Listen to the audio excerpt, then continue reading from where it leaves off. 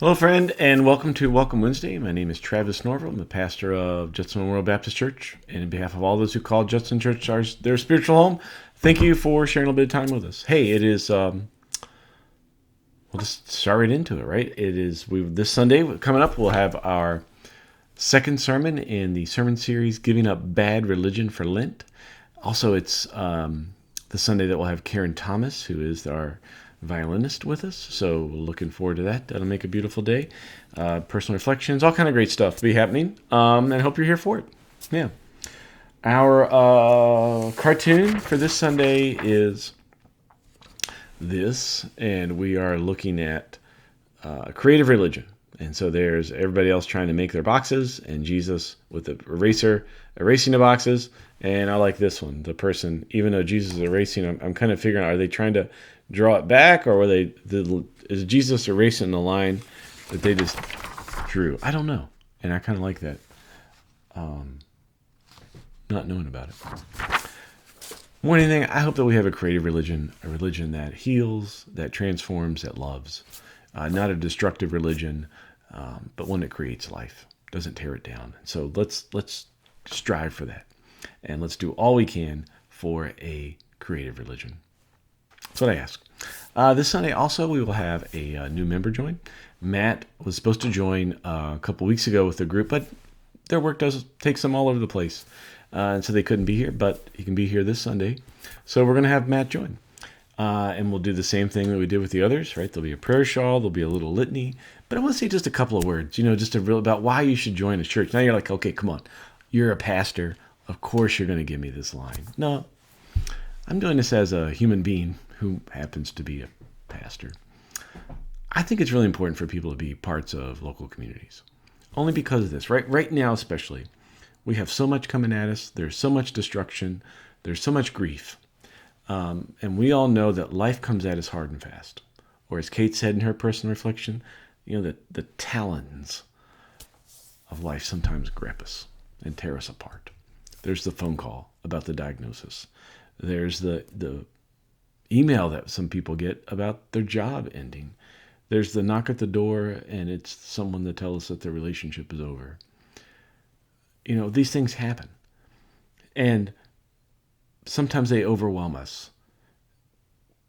But if we know we have a community to rely on, or maybe if we know we have the responsibility to other people, that they can rely on us, it creates a network that can help people get through terrible times. And right now, more than ever, I think, how should I say this? I need a community like that. And I think you do too. If you're watching this video, you probably do too. Or maybe you're a part of it, or thinking about being a part of it. This is a community I believe in, and this is a community I'm willing to fight for. And this is a community that I think has within it the gifts for transformation and new life, of love, forgiveness. And I think you should be a part of this community. Yeah, I do. Okay, that's Sunday. Creative religion, which we'll be looking at. A few things you need to know about, things that are coming up. If you haven't signed up for Carolyn's online Lenten meditation, the retreats, I hope you do so. Some fantastic stuff. This Sunday, as you may know or may not know, it is the 50th Minneapolis Trombone Choir Concert. I hope that you'll be here for that. If you haven't signed up for your Easter flowers, please do so. Let the office know. There's plenty of, man, wow, they look great. The orders that have come in look fantastic. So, I'll just say this last. So, I had a friend who said that churches must earn their right to have a building every day. It can't be taken for granted anymore. You have to earn it. And I think this person who said that is exactly right. I think she was right on the exactly right. And it's kind of a charge to us as a community. So some examples of us earning our right to be here, or kind of like, you support this congregation, here's how we support the community. When the Washburn High School Nordic ski team, they're supposed to have their banquet on Ash Wednesday, but we had that snowstorm and school's canceled. That means outside, doesn't mean not outside, but also inside. You don't have access to the building.